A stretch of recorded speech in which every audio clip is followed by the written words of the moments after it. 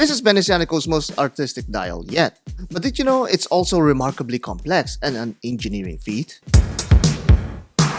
There was a time when elegance in fashion is defined by black suits and flowing fabric and art that you could wear, whether on the wrist or anywhere else in your body.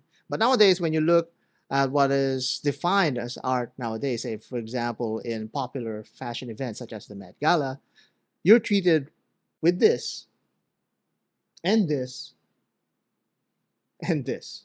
Now, that last thing there, I don't know what's going on there. Did he like dive in a pool of glue and then rolled over on a sheet or pile of rocks? I don't know what's going on there. Or maybe he's trying to marinate himself and be fried later on. I don't know. But that's what passes off as fashion art nowadays. And that makes me wonder also what Benishanico was thinking when they sent this watch pirate their latest and probably most artistic piece for someone who has the elegance that is worthy of the Met Gala, only with, AliExpress budget and probably the social media presence of a cactus. But so I don't know what Benishanico was thinking there, but maybe they're onto something. Maybe they're in a mission to usher in the renaissance of elegance when it comes to watches. So that's what we're going to do. We're going to define first what is elegance in a watch or what is elegance in the first place, and then dive into the design and engineering side of this Bellanotte because remarkably, this is not just an elegant and beautiful watch. There is a lot of craft that went into this. Elegance, by definition, is having a graceful and stylish appearance. This, of course, could vary from generation to generation, but one thing remains. There needs to be a certain dignity and composure in the midst of what is seemingly creative madness. So, anyone may have loads of creativity and imagination, but may be bankrupt in the elegance department. And unfortunately, you can't simply buy your way into having elegance. The Redentore line from Venezianico is already elegant by shape and form because of its graceful lines and flowing curves. The compact design also helps project a reserved impression fit for a dignified occasion. As you wear this fabulous watch, you can feel the elegance flowing in you as its tapers and profile create a stylish emphasis towards what's on the dial. On my 6 1/4 inch wrist, this 40mm case fits right in with what's considered elegant and dressy in our modern time. It may be just a bit too big, but nothing that will give you admittance to the Met Gala, thankfully.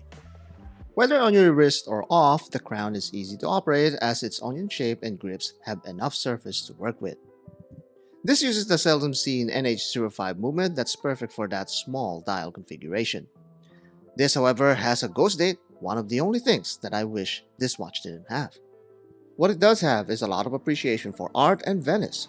Whether you're looking at the back or at the front, it is showcased all over the watch. In the promotional materials, there is a version of this with a Canova bracelet.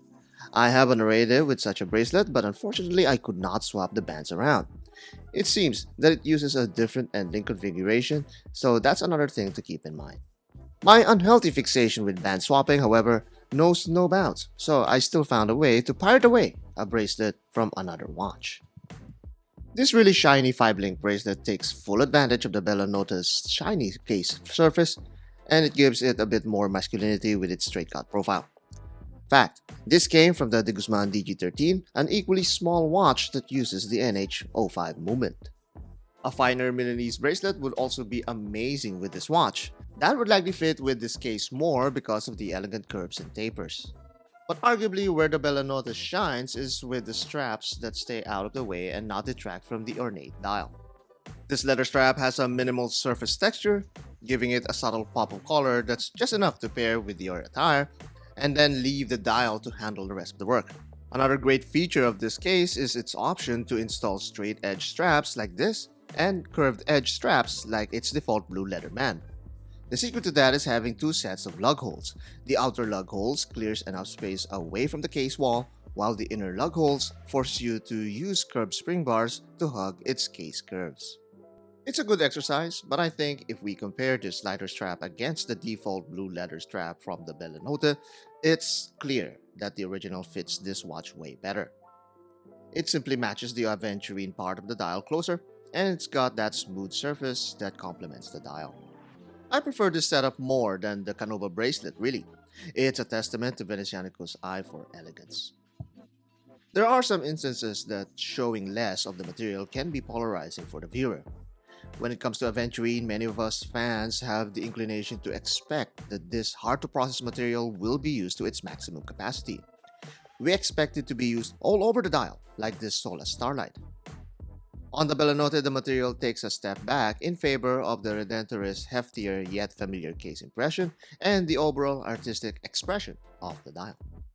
It's been a signature of the brand to use the caseback as a canvas for its message and inspiration, while others would display their movement decoration like this Solas. Both are elegant in their own distinct flavor, different personalities for the same occasion. Against the dressed-down PRX, there is a distinct focus on class and grace. The PRX is obviously more angular and a lot more versatile, but this Venezianico definitely feels a level above in quality and artistry. I know some of you are screaming right now that this comparison is worlds apart and even nonsensical, but that's fine. It's my honor to be the object of your vocal expression. Ha! You thought I'm going to apologize, did you? But some of you did more than just scream at the screen. Some of you actually lifted your fingers and posted some comments. Mazin Araimi Watches Club says that it's a delicious watch and it's a watch for the opera house. And he also has a review coming up on the 26th. That is, if he did not eat his Bellanotte before then. And the rest of the comments are focusing on those two sub-dial-like structures on the dial. What You Want was slightly disappointed that when in fact it is not an actual subdial but merely decoration, and it looks like a fashion watch to him. The Supersonic 321 says that it's a very unique and beautiful watch and gives him the Piaget vibes as well, but then he looks at those two circles and he thought that it was too much. And finally, Andra Jevtovic 9949. Goodness, these usernames.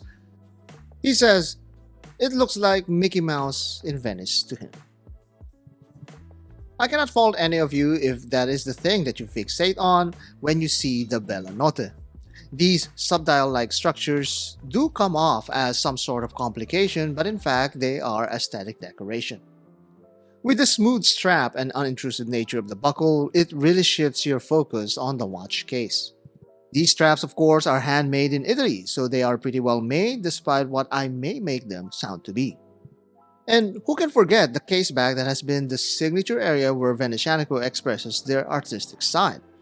The difference here with the Bellanotte is that they did not hold back on the art, especially in the front. The dial is a combination of visual design and engineering. Visually pleasing techniques are applied here, such as optic flow, where lines on the straps are connected by the dial line. It also uses visual weights to give emphasis on what the viewer needs to be putting his attention to. All this while constructing the dial in multiple layers of materials ranging from common manufacturing elements to the more difficult and delicate layers. They boldly use aventurine on this amazing dial. Its twinkling qualities are used to represent the night sky over Venice. That is logical and beautiful. The bold part is concealing a large chunk of this difficult to produce material behind this metal sculpture. This represents the architectural icons of Venice, the Ducale Palazzo, Basilica di San Giorgio Maggiore, and lastly the Lion of Venice, an artistic foreground that touches all of the other elements on the dial. And the biggest of such is the watch dial itself that seemingly represents the eternal heavenly body, the moon. I love this visual element of the dial. Its iridescence just gives it a personality and a living, organic quality that is unmatched by any other material. These while remembering to add some horological staples such as its discrete dot markers, branding, and blued hands. And lastly, the somewhat divisive circular inlays. These dynamic sunburst finished parts signify some fireworks in the sky. It shows you the joy and celebration of the art piece and likely the moments that you will use this watch on. Each circle is individually finished, warranting extra effort to manufacture. Truthfully, watch pirates like us are trained to view these circular sunken elements as subdials. It does disappoint to find out that it's not a complication, but when you step back and realize it's more art than function, not to mention more affordable, these make sense and even become a welcome accent to the watch. Venezianico is big on messages. Its love for art, Venice, and affordable horology are all expressed in tasteful manner. But this watch pirate has the fashion sense of a black, creamy espresso, both in a figurative and literal monochromatic sense. I will not hesitate to shove to your throat that all you need is black and gray in your wardrobe to be called elegant in my book. It adds to my personality. It makes me seem that I have a semblance of taste. Even people like me are elevated by wearing this truly elegant and graceful watch. It's a careful and tasteful fusion of art and engineering, real passion and fashion for my wrist. And that is the Bellanotte from Venezianico. It's an artistic version of their popular Redentore line, and I need to be honest, this is not something for everyone. It is truly a niche watch for an already somewhat niche style of watches, such as the dressy Redentore. But if you can appreciate all of the engineering and all of the artistic flourishes of this watch, it might be something that you should be um, dropping your hard-earned cash, especially now that this is going to be released in a limited time. So once this is done, I'm very skeptical that they're going to make this again. But you see, this really truly dimensional dial is something to behold. It's not just dimensional by design, but also in material with that aventurine, with that mother of pearl. There's so many things going on this dial, but at the same time, it's not so cluttered and convoluted. Again, that's the Venezianico Redentore. Comment down below. Let me know what you guys think about it. And I've been saying that I intend to have that show, but it's been weeks. It's if not months since I had my last show. But we'll be getting to that as soon as I finish many of these commitments. As far as speaking of commitments, rather, I have other commitments as well. We're designing another project, so stay tuned for that. Actually, a couple of projects, so stay tuned for that. And finally, we're releasing the 6030 chronograph, and hopefully that's something that you can also enjoy very, very soon if you're at least Indonesia for now, but internationally, we're going to announce it when it's about time. So comment down below. Let me know what you guys think about this Bellanotte from Venezianico, and stay tuned to see if there's more elegant watches that's coming our way, and probably not as elegant as this one.